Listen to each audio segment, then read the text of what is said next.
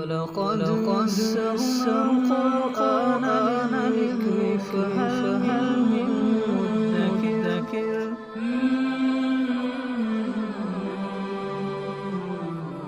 سورۃ المائدہ آیت نمبر 35۔ اعوذ باللہ من الشیطان الرجیم، بسم اللہ الرحمن الرحیم۔ یا ایہا الذین آمنوا اتقوا اللہ وابتغوا الیہ الوسیلۃ وجاہدوا فی سبیلہ لعلکم تفلحون۔ سابقہ آیات میں حدود، قصاص، تعزیرات کے احکام بیان ہوئے، اور اگلی آیات میں یعنی 3 آیات کے بعد جو آیات آ رہی ہیں اس میں چوری کی سزا کو بیان کیا جا رہا ہے۔ اس کے درمیان کے اندر یہ 3 آیات ہیں جو اصل میں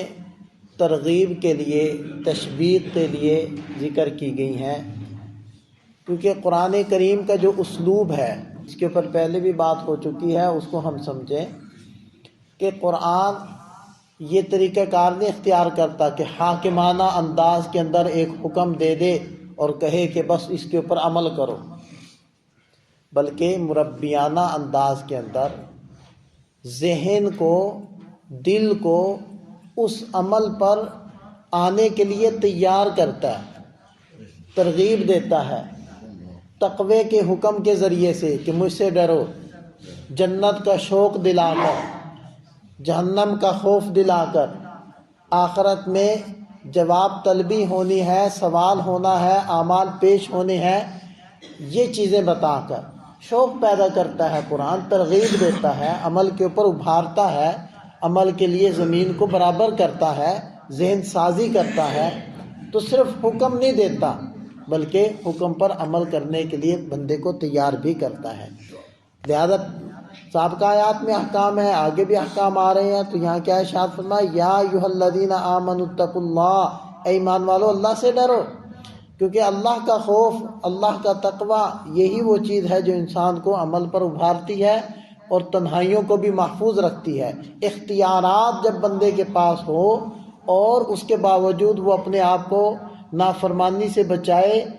چوری سے بچائے، خیانت سے بچائے، تو وہ کون سی طاقت ہے انسان کے اندر؟ وہ عقیدہ آخرت ہے، وہ تقوی ہے، اللہ کا خوف ہے، اللہ کے ہر وقت حاضر ناظر اور دیکھنے کا عقیدہ ہے۔ اس لیے شاہ فرمایا ایمان والو اللہ سے ڈرو، وابتغوا الیہ الوسیلہ، اور اللہ کا قرب تلاش کرو۔ وسیلہ سین کے ساتھ یا وسیلہ صاد کے ساتھ، دونوں کا ایک ہی مطلب ہے، مطلب تقرب، وہ عمل جس کے ذریعے سے اللہ کا قرب ملے، اور اللہ کا قرب کس سے ملتا ہے؟ اس کی فرما برداریوں سے، اس کے نبی پاک صلی اللہ علیہ وسلم کی اطاعت اور سنتوں کو عمل میں لانے سے قرب ملتا ہے۔ تو اللہ کا قرب حاصل کرو۔ اور ایک حدیث پاک سے پتہ چلتا ہے کہ آپ علیہ السلام نے ارشاد فرمایا کہ جو مؤذن کہے تم بھی وہ کہو، اور پھر جب اذان ختم ہو جائے تو پھر دعا مانگو، اور اس میں میرے لیے وسیلے کی دعا مانگو، آتی محمد الوسیلۃ والفضیلہ۔ تو اس وسیلے سے مراد جنت کا ایک اعلیٰ ترین درجہ ہے۔ تو آپ علیہ السلام فرما رہے ہیں میرے لیے اس وسیلے کی دعا مانگو تو میں تمہاری سفارش کروں گا، شفاعت کروں گا۔ تو اس لیے ہمیں اذان کے بعد والی دعا پڑھنے کا اہتمام کرنا چاہیے، کیونکہ اس کے اندر وسیلے کی دعا ہے اور اس کی برکت سے آپ علیہ السلام کی سفارش اور شفاعت کا وعدہ ہے۔ اگر وہ والا مفہوم لیں تو پھر آیت کا مطلب بنے گا وابتغوا الیہ الوسیلہ، تم اللہ سے وسیلے کو تلاش کرو، یعنی جو اعلیٰ درجہ ہے وسیلے کا وہ تو نبی پاک صلی اللہ علیہ وسلم کو ملے گا، البتہ اس کا ابتدائی درجہ یا متوسط درجہ وہ عام مومنین کو بھی ملے گا۔ تو تم اللہ تعالیٰ سے اس وسیلے کو مانگو، اس قرب خداوندی یا اس درجے جنت کا سوال کرو جس کا سب سے اعلیٰ مرتبہ آپ علیہ السلام کو ملے گا، اور ادنا درجہ تمہیں بھی مل سکتا ہے اگر تم اللہ تعالیٰ سے مانگو۔ اس آیت مبارکہ میں یہ جو ہم اردو کے اندر وسیلہ استعمال کرتے ہیں کہ وسیلہ دعا کے اندر مانگنا چاہیے، دینا چاہیے یا نہیں دینا چاہیے، اس آیت مبارکہ میں اس کا کوئی حکم بیان نہیں ہو رہا۔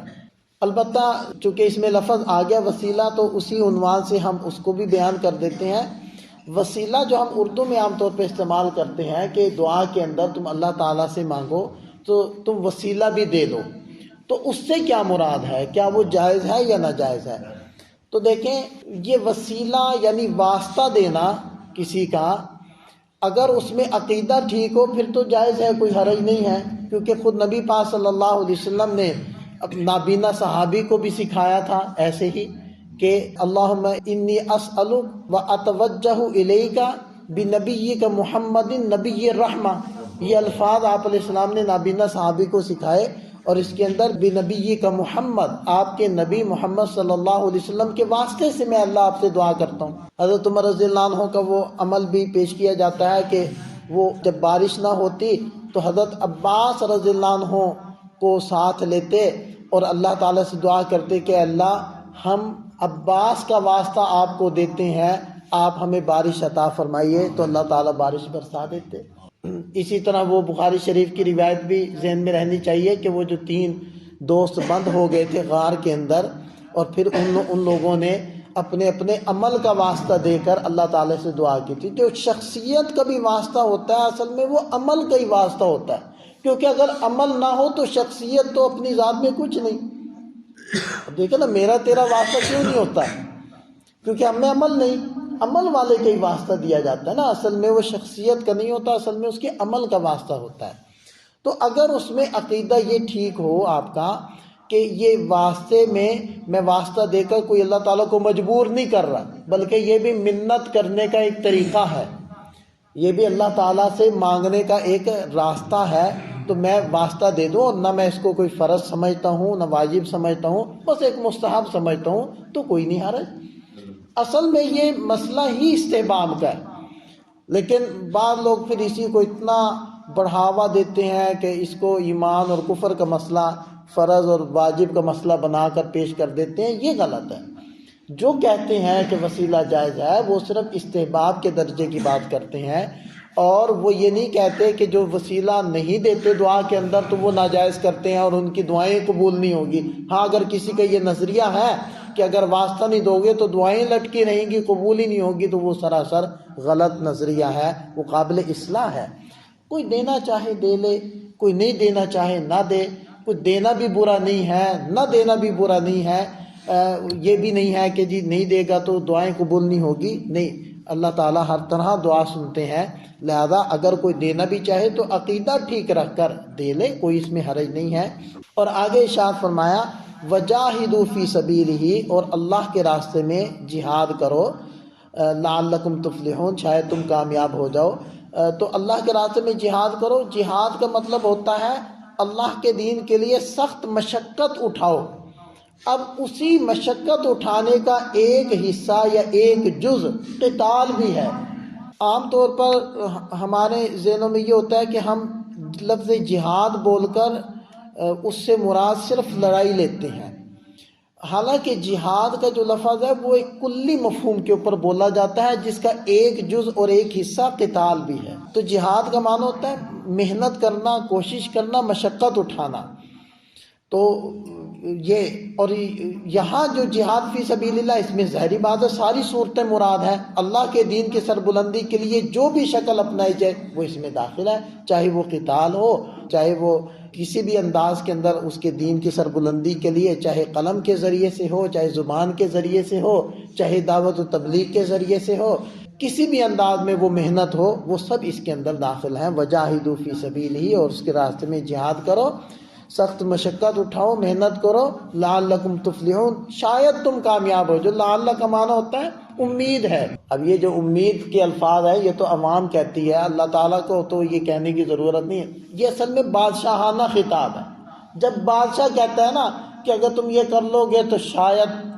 ہم تمہارے ساتھ یہ کر دیں، تو وہ شاید یقین کے معنی میں ہوتا ہے۔ تو یہ شاہانہ خطاب ہے، لعلکم تفلحون، مطلب یقیناً تم کامیاب ہو جاؤ گے جب یہ کام کرو گے۔ اللہ تعالی ہم سب کو عمل کی توفیق عطا فرمائے۔